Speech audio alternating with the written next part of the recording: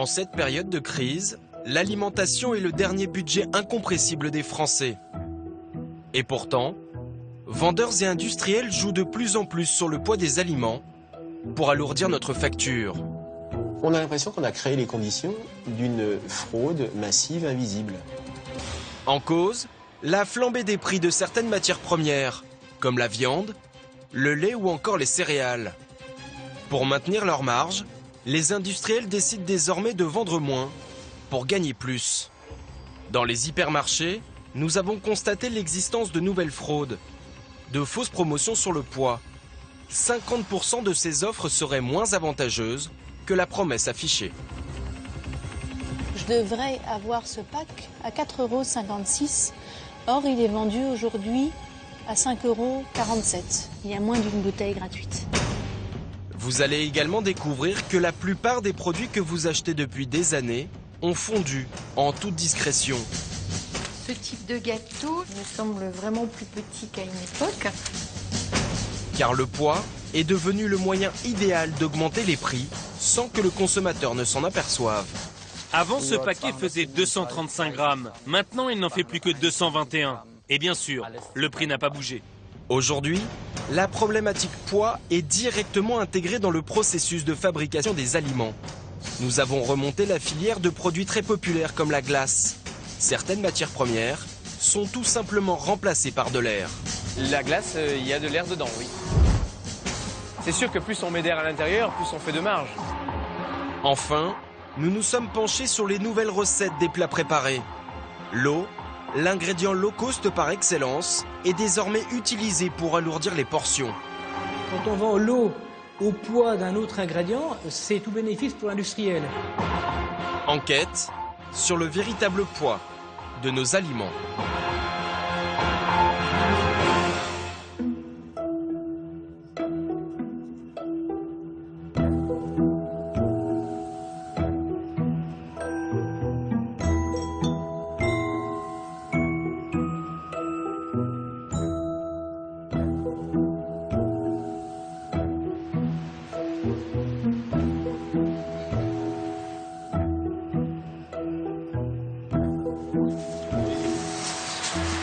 Madame, bonjour. Cette cliente souhaite acheter 4 côtes d'agneau, une des viandes les plus chères de la boucherie.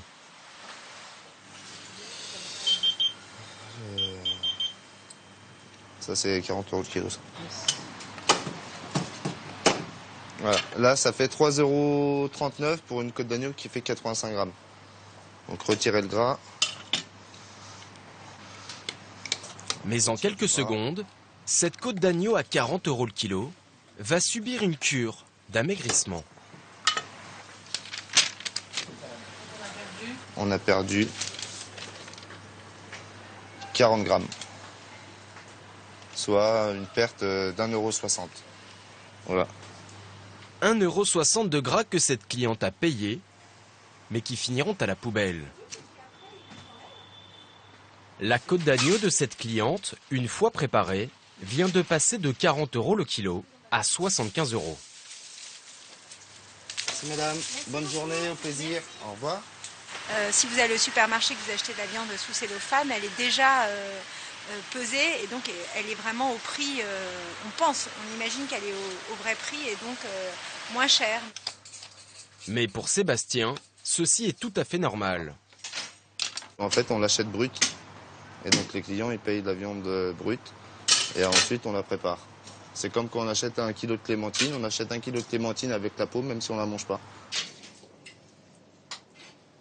En fait, en facturant le gras qui finit à la poubelle, Sébastien fait payer la préparation de la viande à ses clients. Voilà, ça c'est une côte de bœuf brute. On la met telle qu'elle dans la vitrine. Ce boucher n'est pas malhonnête. La plupart de ses confrères usent de ces mêmes pratiques. Et ce ne sont pas les seuls commerçants à utiliser le poids pour jouer sur les prix. Merci, au revoir madame, bonne journée.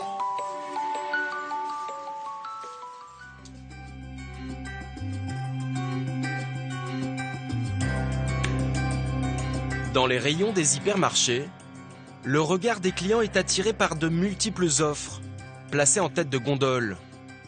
Gros volume égale petit prix, un produit gratuit, lot de deux. C'est ce que l'on appelle en langage marketing l'incitation d'achat par le volume. Elle représenterait 30% des ventes, car en achetant plus, le consommateur pense réaliser une bonne affaire. Nous avons souhaité le vérifier.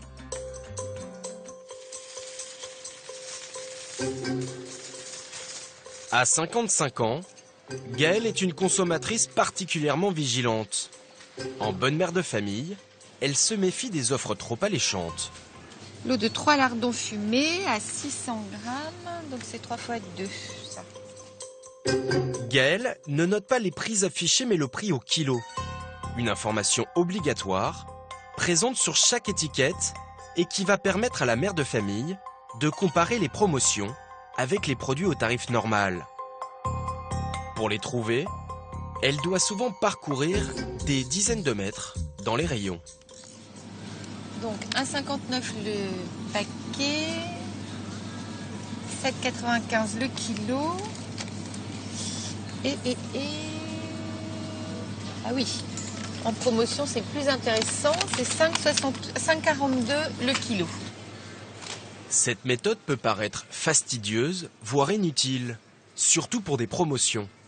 Et pourtant, c'est loin d'être toujours le cas. Alors, pour les 2 paquets, sont vendus à 6,39 €, ce qui fait le kilo à 12,78 €.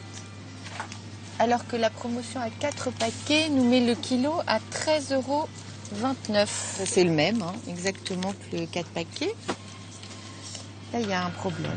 Dans cet hypermarché, le café en promotion est finalement plus cher que la version classique.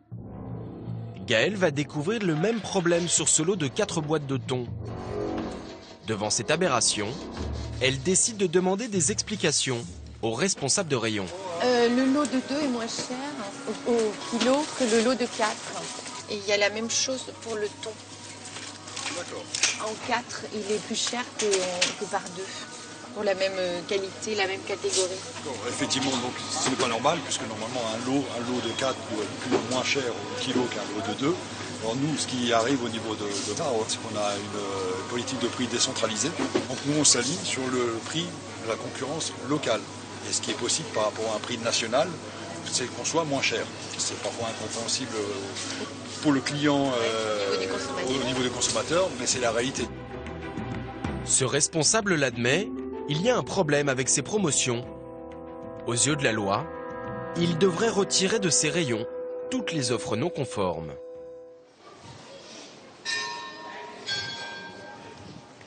Les fausses offres promotionnelles, c'est la bête noire de la répression des fraudes.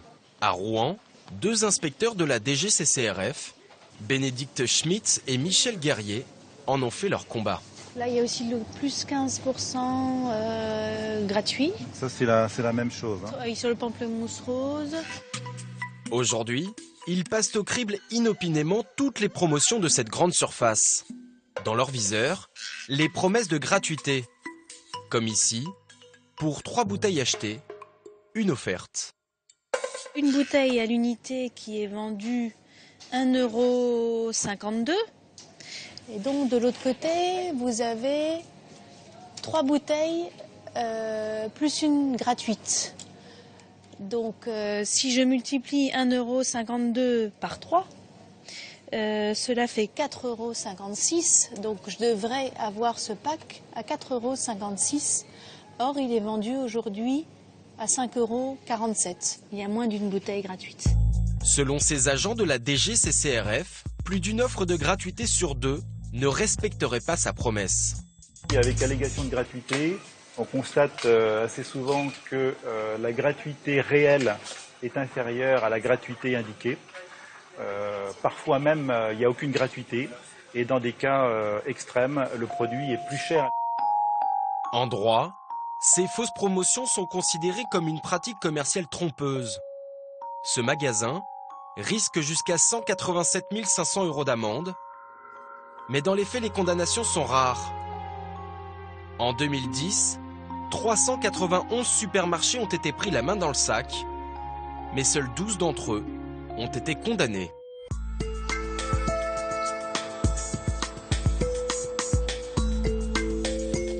Villacoublay, en région parisienne. Gaëlle, la fameuse consommatrice qui démasque les offres frauduleuses, rentre de ses courses.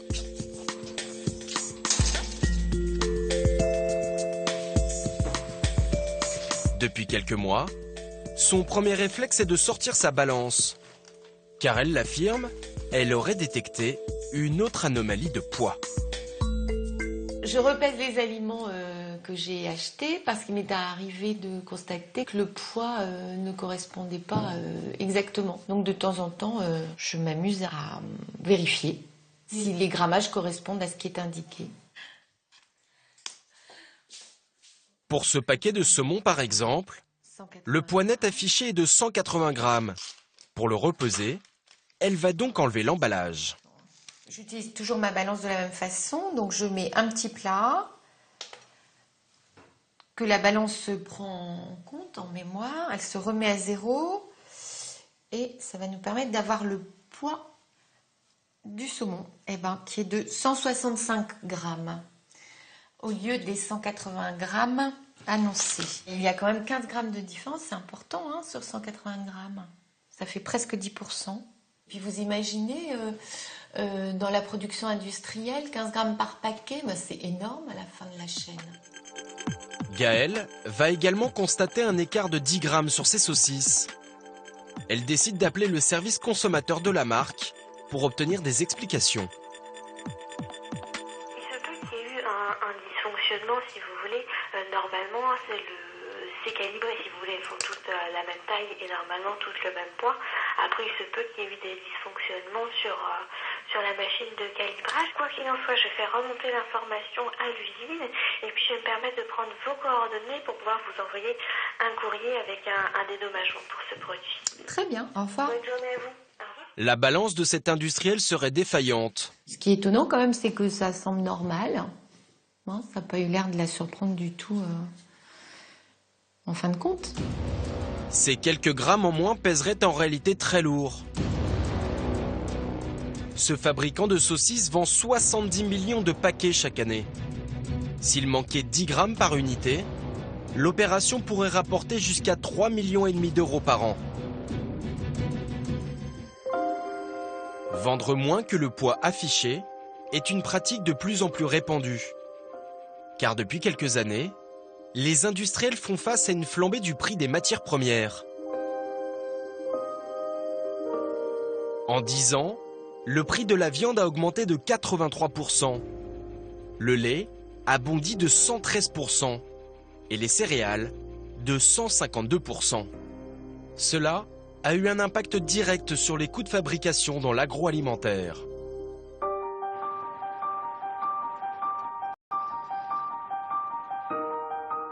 Christophe Labbé est journaliste spécialisé de la consommation. Selon lui, en temps de crise, augmenter les prix est une manœuvre très risquée pour les industriels. On essaie de rester dans une fourchette et on adapte en fonction du cours des matières premières. Et dans ce schéma-là, la triche sur le poids, pour certains, est une variable d'ajustement. C'est une fraude qui rapporte en bout de chaîne, à grande échelle, sur l'ensemble de la production et qui rapporte beaucoup.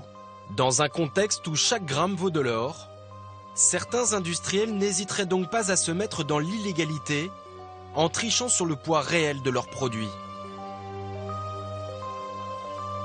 Pour lutter contre cette fraude, l'État a créé une brigade, la Directe. Sa mission, contrôler les instruments de mesure comme les balances au sein des usines. Bonjour monsieur. Contrôle de la Directe. Nous effectuons un contrôle de vos instruments de pesage. Cette usine commercialise 4000 tonnes d'agneaux par an. Avant d'être mise en vente, chaque barquette est pesée, car c'est le poids qui va déterminer son prix. Vous pouvez nous montrer où sont les 3 chaînes de production? Oui. Vous avez la première qui est juste devant vous, là, qui passe les caissettes, on appelle. Oui. Les deux agents vont prélever des barquettes au hasard, pour ensuite les repeser avec leur propre balance. Alors, 827. 827. On a toujours un peu l'appréhension d'avoir des erreurs. Hein. 631. C'est bon. Impeccable. Mais rapidement, les agents vont constater des écarts entre le poids affiché 332 et le poids réel. 326. Tant que cette différence ne dépasse pas 4 grammes, le directeur reste dans la légalité. C'est ce que l'on appelle l'écart toléré.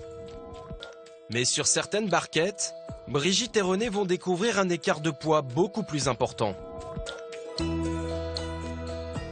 Alors, 1445, 1414,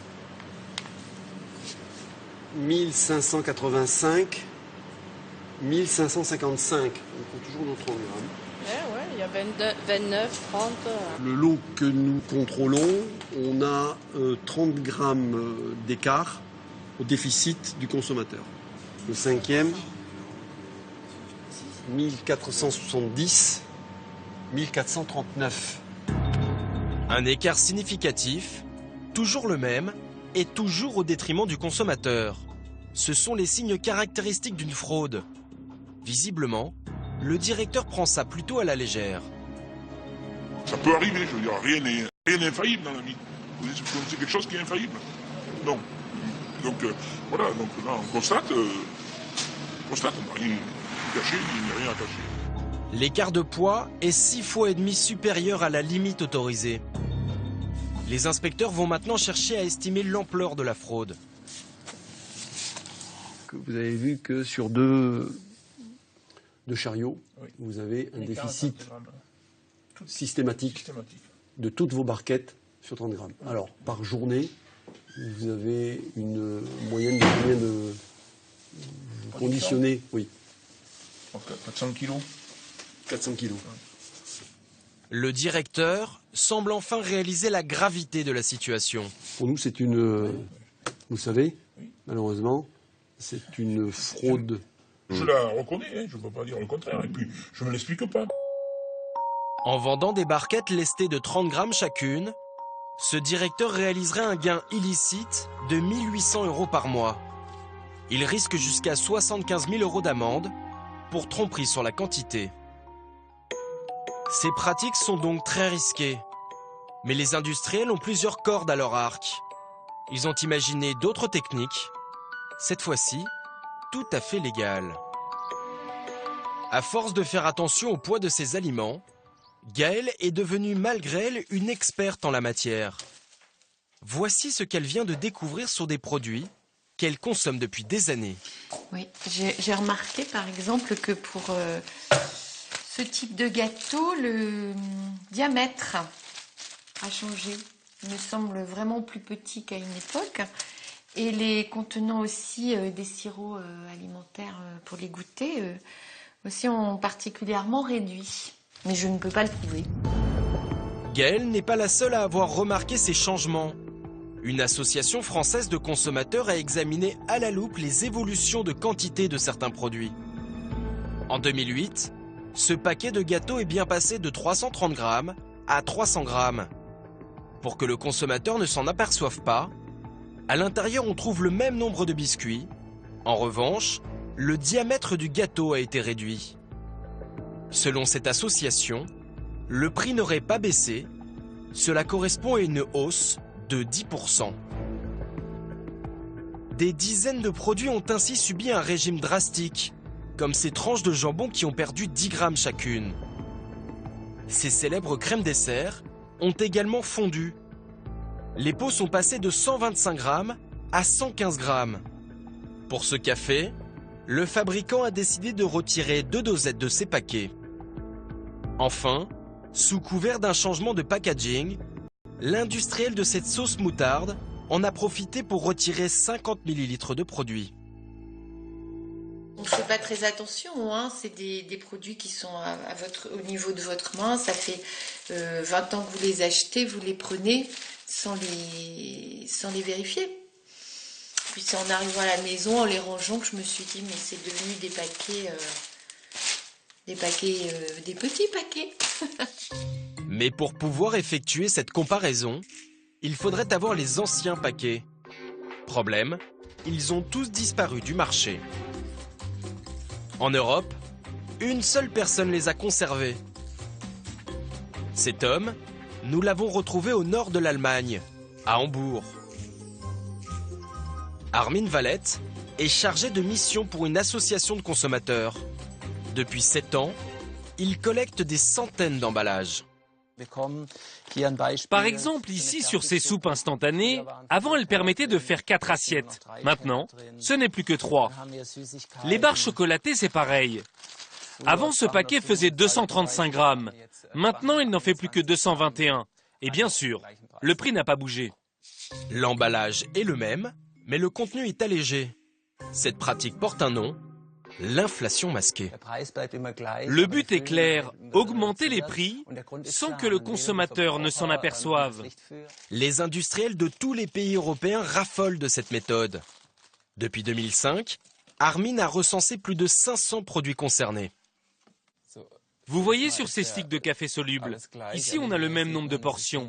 Sauf que là maintenant, chaque stick fait 1,8 g, alors que l'année dernière, il faisait 2 grammes.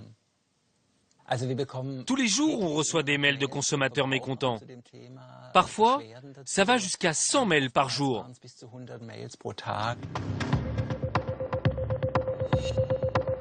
Jusqu'à présent, certains produits de grande consommation comme le riz, le fromage ou encore les céréales échappaient à ces inflations masquées.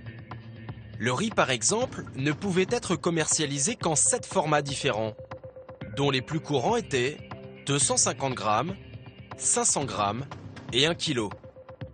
Mais en 2007, le Parlement européen fait volte-face et libéralise les formats de tous les aliments emballés. Le riz peut désormais être vendu dans des paquets de 450 grammes, un format qui n'existait pas auparavant. On trouve également du beurre en plaquettes de 100 grammes. Jusqu'à présent, il ne pouvait être vendu en dessous de 125 grammes. Pour le sel, c'est exactement la même chose. Il est désormais proposé en format de 68 grammes, alors que lui non plus ne pouvait être vendu en dessous de 125 grammes. Des bouleversements qui ne vont pas dans le sens de l'intérêt du consommateur, selon le journaliste Christophe Labbé. En fait, le consommateur, il voit de moins en moins clair. Parce que quand vous avez un format standardisé, vous êtes en mesure de comparer les prix, à peu près.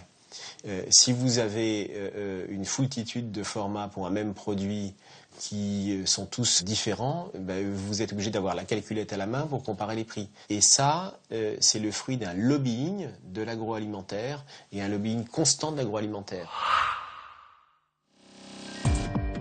Selon Christophe Labbé, les lobbies de l'industrie agroalimentaire seraient derrière cette loi. Pour le vérifier, nous sommes repartis en Allemagne, à Berlin. C'est là-bas que nous avons retrouvé celui qui a fait voter cette directive au Parlement européen. Entre 2004 et 2010, Günther Verheugen était commissaire chargé de l'entreprise et de l'industrie. Nous lui avons demandé quel rôle avaient joué les lobbies dans cette directive. Pendant la période où j'étais commissaire, les industriels étaient totalement silencieux. Je n'ai eu aucune entrevue avec eux. Je ne me rappelle même pas avoir reçu de courrier de leur part. Et pourtant, certains contestent ces propos. Seulement 2 mois après la fin de son mandat, il participe à la création d'une société de conseil. Il est question de séminaires et de recommandations stratégiques dans le domaine de la politique européenne, destinées aux leaders des entreprises privées et publiques. À l'évocation de cette société, Günther Verheugen change de ton. Je vais être bref. Si votre question est-ce qu'avant ou après mon mandat de commissaire, j'ai eu des contacts avec des industriels qui ont des intérêts dans cette directive, la réponse est à 100% non. Non. D'accord ? En Europe, certains ont du mal à croire en la parole de Günther Verheugen. Dans cette lettre au président de la Commission, cette association anti-lobby s'inquiète des possibles conflits d'intérêts de l'ancien commissaire. La Commission n'a pas donné suite à cette affaire. Cette directive européenne a considérablement bouleversé le paysage de nos hypermarchés. Aujourd'hui, une multitude de formats différents envahissent les rayons. Et ceux qui connaissent le plus de succès ce sont les petits produits, car les prix paraissent alléchants. Ils coûtent rarement plus de 2 €. Mais sont-ils véritablement avantageux ?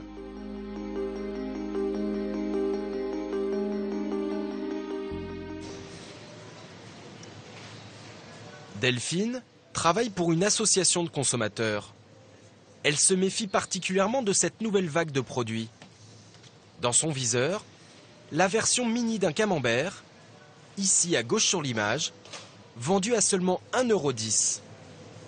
Si vous ne regardez que le prix d'achat et pas le prix au kilo, vous allez aller sur le petit parce qu'il est à 1,10 €. Alors que si vous le comparez au kilo, c'est lui le plus cher. Et effectivement, le prix au kilo de ce petit camembert est de 7,59 €. Le format classique de la même marque ne coûte que 5,16 € au kilo, soit 50% moins cher. Les gens sont tentés de penser qu'ils le paient moins cher parce que le prix à l'achat affiché est moins cher, il y a moins de quantité. Alors qu'en réalité, in fine, ils le paient plus cher. Ces petits formats ont été imaginés par les fabricants pour répondre à la baisse du pouvoir d'achat, mais aussi au changement de comportement des consommateurs. Avec la crise, les gens qui vivent de plus en plus seuls, vous avez également toute cette notion de gaspillage. Donc c'est vrai que les marques en profitent et les gens vont vers ces petits produits à mini format. Pour son association de consommateurs, Delphine recense tous les prix des mini-produits.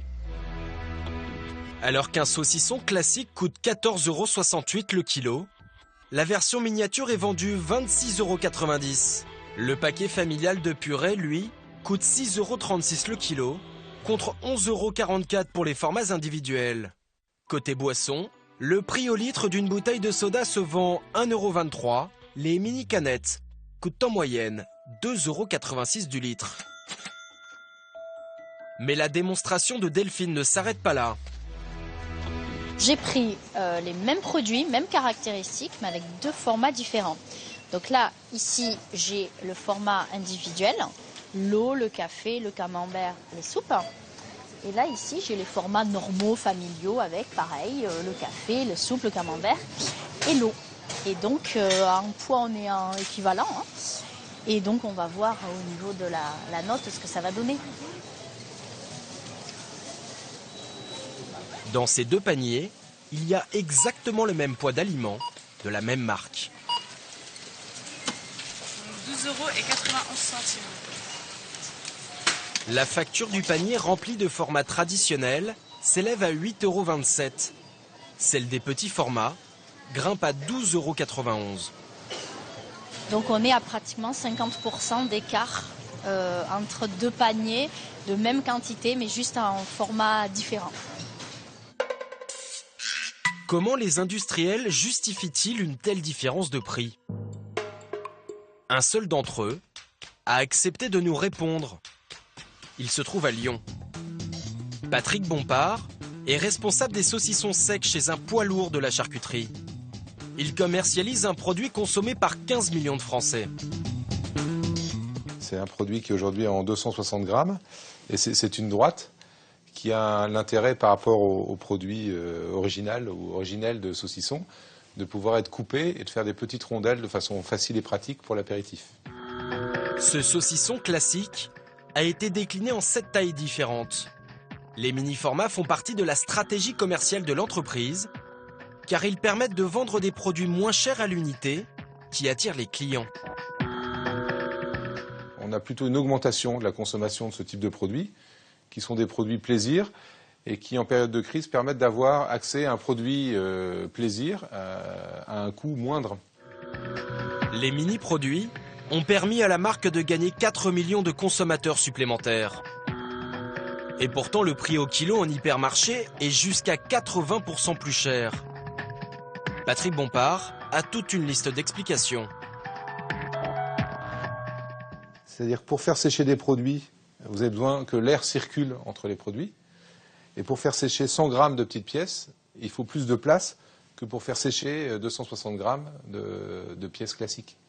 Donc en termes d'espace nécessaire, d'immobilisation de frais fixes, c'est beaucoup plus important sur des petites pièces que sur des grosses pièces. Mais on a à peu près le même temps pour rentrer ces produits-là dans un sachet qu'un produit de 400 grammes dans un sachet. Et au final, pour le même temps, vous avez soit 100 grammes, soit 400 grammes. Donc aussi une hausse, des coûts fixes supérieurs pour les petits produits que sur les grands produits. Des coûts de production plus élevés, un rendement plus faible, mais Patrick Bompard va nous faire une autre révélation. Nous, quand on vend un produit, on a un écart qui est aux alentours de 20%, je dirais, entre un produit classique et les plus petits produits. Nous, on n'a pas la maîtrise sur cet écart en magasin. Une loi du Code du commerce permet aux grandes surfaces de fixer librement leurs prix. Selon Patrick Bompard, les distributeurs en profiteraient pour faire une marge plus importante sur les petits produits. Il peut fixer le prix comme il veut, donc s'il est en concurrence sur tel ou tel produit, s'il est en promotion sur tel ou tel produit, il peut être plus agressif en prix sur un produit plutôt qu'un autre. Pour en avoir le cœur net, nous décidons de demander des explications à un distributeur. Je vous appelle parce qu'on prépare actuellement un documentaire sur le poids des aliments et on s'est rendu compte dans plusieurs hypermarchés, supermarchés, dont que certains produits vendus en petites portions étaient beaucoup plus chers que les produits classiques. J'ai pas du tout ce type d'information-là. Je pourrais pas répondre directement à votre demande. Nous n'obtiendrons aucune réponse de la part de cette grande surface.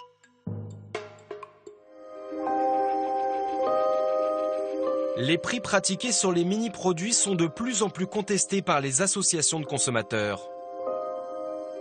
Alors, pour ne pas diminuer le poids de leurs aliments, désormais certains fabricants préfèrent modifier la composition de leurs recettes pour qu'elles coûtent moins cher à produire. Carros, en Provence. Stéphane Bernardoni dirige une entreprise de crème glacée, l'un des aliments préférés des Français. C'est bon, Georges? Tout va bien, c'est fini? Donc on peut la turbiner à 1 heure, elle sera assez maturée? Oui, elle a 3 heures de maturation. Ok, 3 heures de maturation. Ce matin, ils produisent de la glace à la vanille. Tous les ingrédients sont mélangés et passent de cuve en cuve pour cuire ensemble, puis refroidir. Donc là, notre vanille est maturée. Une fois que la glace est reposée, c'est un peu comme de la pâte à crêpes. Une fois que c'est reposé, on peut la passer au fraiseur. La dernière étape, c'est celle du foisonnement. Là où la glace passe de l'état liquide à l'état solide. Là, il y a un arbre avec des couteaux qui grattent le tour. Ça refroidit autour et ça gratte ce qui est au fur et à mesure congelé. Et à l'intérieur, il y a l'air qui est incorporé, d'où le foisonnement. On injecte de l'air pour faire de la glace. La glace, il y a de l'air dedans, oui. De l'air dans la glace, ce serait indispensable selon Stéphane. Si on met pas de l'air, on fait quoi? On fait de la gratte à cake, comme à la maison. C'est-à-dire que vous mettez votre mix dans le congélateur, vous le congelez, c'est du béton. Le fait d'incorporer l'air, c'est ce qui fait l'onctuosité. Mais l'air a aussi une deuxième fonction. Sous forme liquide, 1 litre de glace pèse 1,2 kg. L'étape du foisonnement va lui faire perdre beaucoup de poids. Mais à la sortie, notre litre de glace, on a la balance. Nous, on a fait notre poids. On est à 1 litre, on est à 650 grammes en glace, 750 grammes en sorbet. 2 fois moins de poids, mais grâce à l'air, Stéphane a créé du volume, gratuitement. Et pas question d'en perdre une miette. Donc là, j'ai marqué la vanille en 2,3 litres, c'est la contenance de notre bac. À 13h30, on a mis en route. On va peser. Ici, on a notre tableau, ce qui nous permet de vérifier au fur et à mesure. Là, on est un petit peu lourd. 1,762 kg. Voilà, donc on regarde. Le 2,3 litres, il devrait faire 1,5 kg. On va augmenter le foisonnement. Donc là, c'est non conforme. Stéphane module constamment le pourcentage d'air jusqu'à parvenir au réglage parfait. Celui qui va maximiser l'onctuosité, mais aussi sa rentabilité. Car chaque pot doit contenir environ 45% d'air. Sur 1 litre de glace à 5 €, le consommateur paierait donc 2,25 € d'air. 510. Conforme. C'est sûr que plus on met d'air à l'intérieur, plus on fait de marge. Voilà.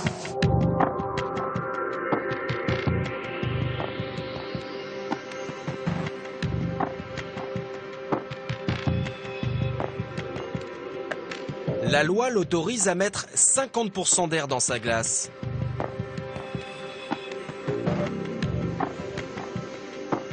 Ce fabricant est en dessous du seuil légal. Ses pots de glace, il les vend 5 €, presque 2 fois plus cher que ses concurrents. Mais chez lui, il y a moins d'air. Donc forcément, quand un mec il me dit elle est moins chère chez un tel, je dis mais pèse-la et tu verras, il te met rien dedans. Tu vends que de l'air. Si Stéphane Bernardoni remplaçait 25% d'air présent dans sa glace par les ingrédients traditionnels, le prix de vente d'un pot passerait alors de 5 € à environ 7,50 €, soit 50% plus cher.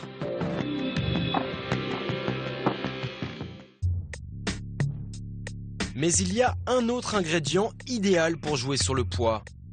Les industriels l'affectionnent car il est presque aussi bon marché que l'air. Cet ingrédient low cost, c'est l'eau. Christophe Labbé a longtemps enquêté sur son utilisation pour alourdir les recettes. On vend énormément d'eau dans l'agroalimentaire et tout est fait pour vendre le maximum d'eau dans les produits pour en injecter le maximum parce que ça fait du poids et que ça coûte pas cher, ça coûte quasi zéro. Par exemple, vous avez la pratique du mouillage qui est strictement interdit, de mouillage des coquilles Saint-Jacques. Vous allez mouiller les coquilles Saint-Jacques avant de les congeler et vous allez pouvoir obtenir un gain de poids de 30% à peu près. Quand vous vendrez le produit au poids, ben ça fait autant de gagner au final pour l'industriel. Aujourd'hui, des dizaines de produits alimentaires manufacturés sont remplis d'eau. On en trouve par exemple dans le jambon, dans certains plats cuisinés et même dans les blocs de foie gras. Mais il est très difficile de connaître le pourcentage d'eau exact présent dans chaque produit, car les fabricants n'ont pas l'obligation de les inscrire. Le seul moyen de le savoir est donc d'effectuer des analyses.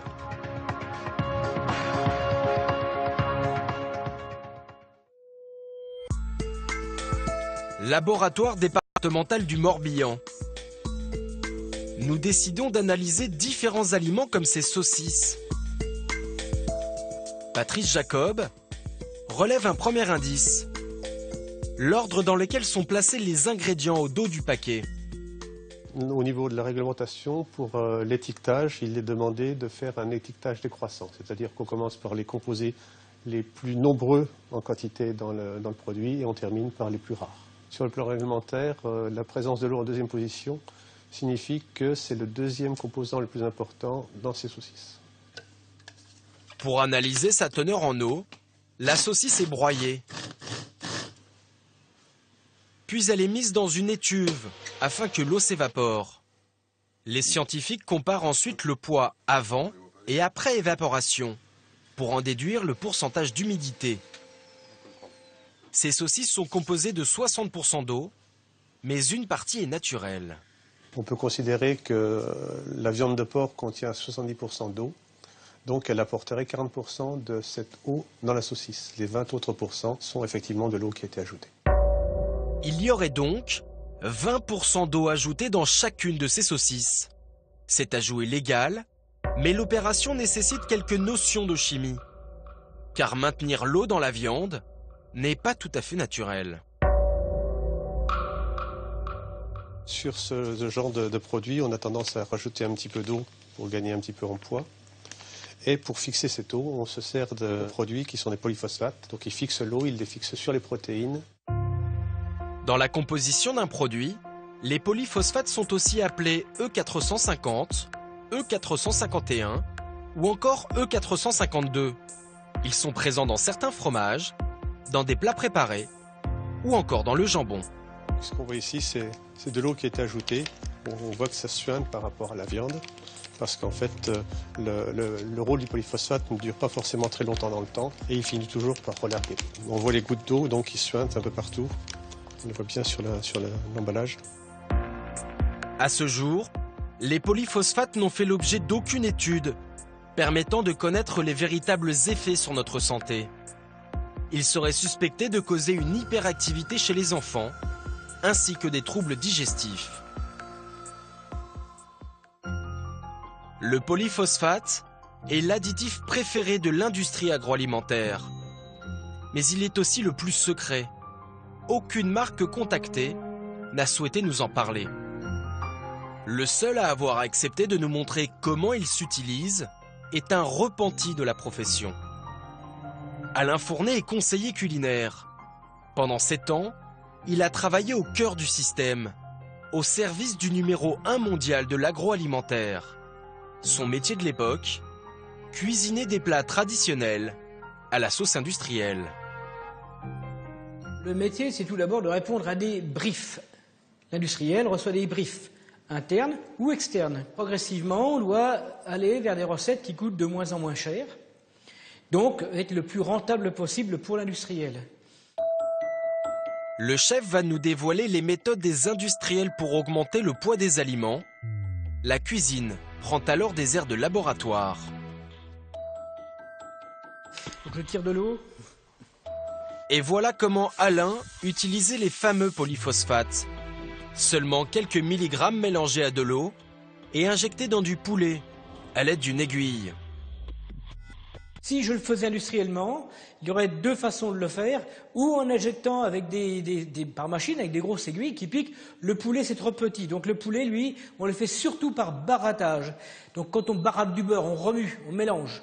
Et ce sont des machines qui à la fois attendrissent et en même temps permettent à la viande d'absorber l'ingrédient qu'on veut lui injecter.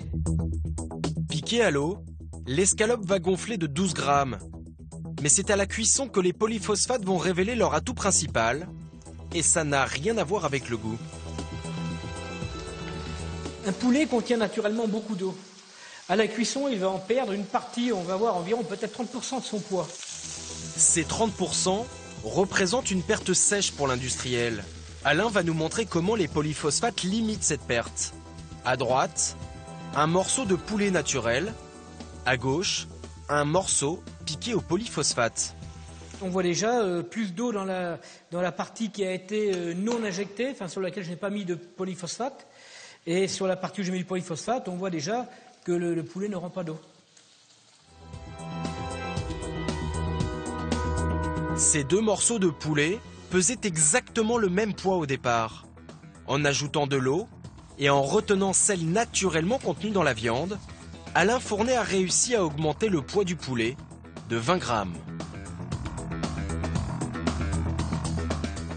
Celui qui ne contient pas de polyphosphate pèse 118 grammes, celui qui contient du polyphosphate 138 grammes, à partir d'une pièce identique, enfin de 2 morceaux identiques, qui à l'origine faisaient le même poids. Mais Alain ne s'arrête pas là. Pour accompagner ce poulet, il va également alourdir une sauce tomate grâce à une autre famille d'additifs. C'est un extrait d'algue, c'est ce qu'on appelle un alginate, qui peut faire partie des agents de charge.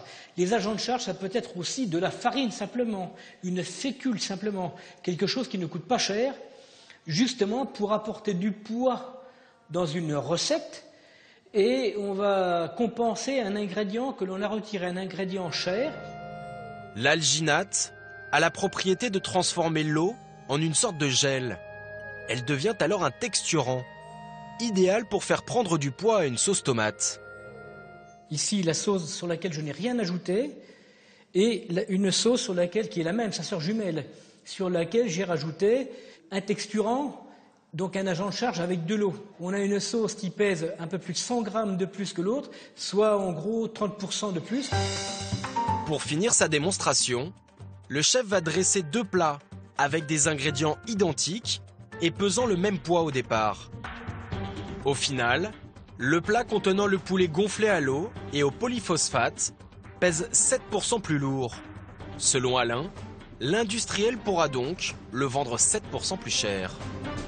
7% plus cher, et c'est de l'eau. Voilà la différence qu'un industriel peut empocher chaque année sur des millions de plats en multipliant un seul plat par 7%. En parallèle, il va donc pouvoir vendre plus de plats puisqu'il a préparé plus de sauce à partir d'un plat initial en rajoutant de l'eau texturée. Voilà comment Alain aurait réussi à minimiser les pertes et à augmenter le profit du géant de l'agroalimentaire pour lequel il travaillait. Je me suis toujours dit, je suis en train d'aider des gens à voler des consommateurs. Et ça, intérieurement, c'est assez difficile à assimiler. Le poids est donc désormais une variable d'ajustement indispensable pour les industriels afin qu'ils maintiennent leurs marges, surtout en période de crise. Loin des aliments emballés des supermarchés, les commerces de proximité seraient peut-être le dernier refuge pour le consommateur. Merci monsieur. Bonne journée. Et pourtant, les primeurs eux aussi ont développé des astuces pour vendre moins et gagner plus. Sur ce marché, la balance de ce vendeur de fruits et légumes devrait être à 0. Mais elle affiche déjà 20 grammes au compteur. Mais là, quand vous pesez, il y a déjà 20 grammes dessus, non? Ah, c'est pour la tare. En guise de réponse, le vendeur répare son erreur d'un simple geste. Plus loin, un autre commerçant a une explication encore plus originale. Ah, mais là, si je peux me permettre, votre balance, elle est pas à 0? Des fois, rien que le vent, ça peut faire 10 grammes en plus. Oui. Là, on peut rien faire contre le vent, tout simplement. En fait, ces vendeurs font payer aux clients le poids de leur plateau. Selon nos estimations, cela leur ferait gagner plus de 100 € par jour.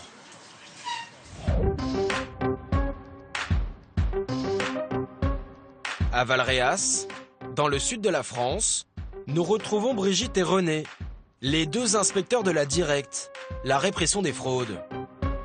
On commence là? Oui, donc, ok, par là. Allez.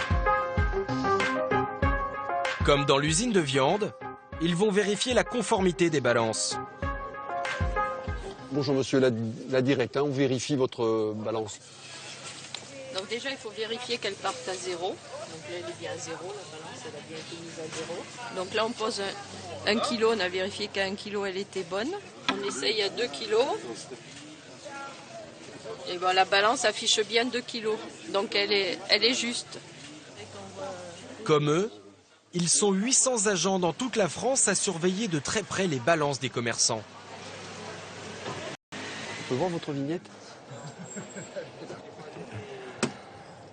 Les instruments qui sont utilisés pour les transactions commerciales doivent avoir une vignette verte en cours de validité. Donc la limite de validité, l'année est marquée là, donc 2013. Donc c'est le mois, c'est avril. C'est avril 2013. Donc on vérifie que cette vignette est toujours en cours de validité. Le contrôle, il doit être fait tous les 2 ans. C'est comme le contrôle technique de nos voitures. Si votre contrôle technique est dépassé, vous êtes forcément en infraction. Une vignette périmée, c'est le risque que la balance soit déréglée, au détriment du consommateur. Selon ces agents, un commerçant sur 10 utiliserait une balance non conforme. Et sur ce marché, ils viennent d'en repérer un. Bonjour. Le service métrologie de la Directe, monsieur. Nous contrôlons votre balance. Vous avez le carnet métrologique de la balance? Le carnet métrologique, c'est le carnet de santé de la balance. Tous les contrôles effectués sur l'instrument y sont consignés. Donc là, la dernière vérification, elle date du 16-10-2009. Donc ça veut dire que depuis 2009, la balance n'a pas été vérifiée. Alors qu'il faut qu'elle soit vérifiée tous les 2 ans. Le problème, c'est que je l'ai téléphoné au gars qui s'occupe des balances directement, parce que ça fait plus de 15 jours que je l'ai téléphoné. Mais lui, il n'était pas là. Voilà, il était occupé à la foire à Lyon. Mais avec des balances non contrôlées depuis 3 ans et des vignettes périmées depuis 10 mois, le commerçant est en infraction. Les agents n'ont donc même pas besoin de vérifier que les balances soient justes.